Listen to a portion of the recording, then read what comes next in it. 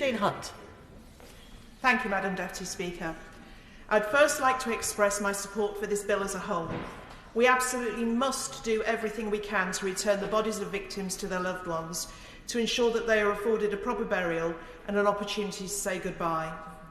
The death of any loved one can have a profound impact on family members and friends. And from the testimony of the McCourt family, who've been the driving force behind this bill, and that of many others, it is clear that this is magnified in cases of murder, and further still when an offender refuses to disclose where they have left the body of their victim. It is also right that the measures in this bill extend to those who have been convicted of abusing children and making indecent images of their victims.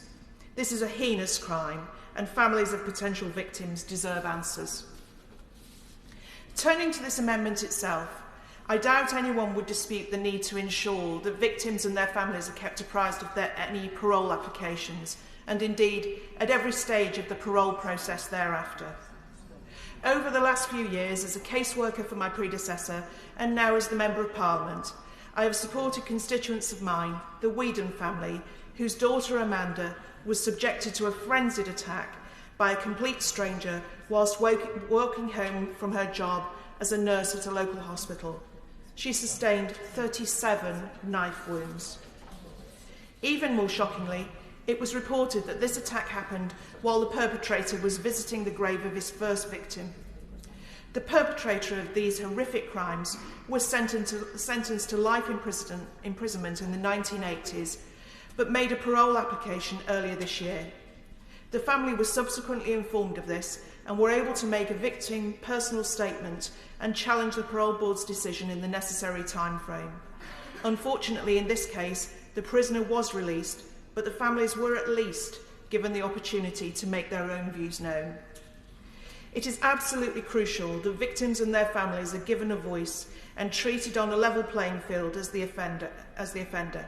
Indeed, Amanda's father, Horace Whedon, who sadly passed away earlier this year, played an active role in the years following Amanda's murder to improve the support afforded to victims' families, even delivering a talk at HMP Gartree to prisoners serving life sentences.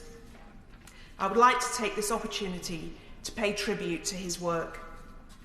I therefore welcome that, as the Minister highlighted just now, there is already a well-established process in place delivering through the Victim Contact Scheme, which keeps victims and their families up to date with parole applications.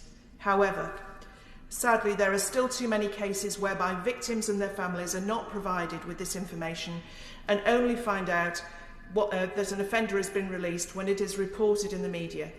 This is wrong, and so I do think that even if the government considers that creating a database is not the right solution, we need to look again at the process and how it can be improved, not just in the specific instances covered by this bill, but also more widely.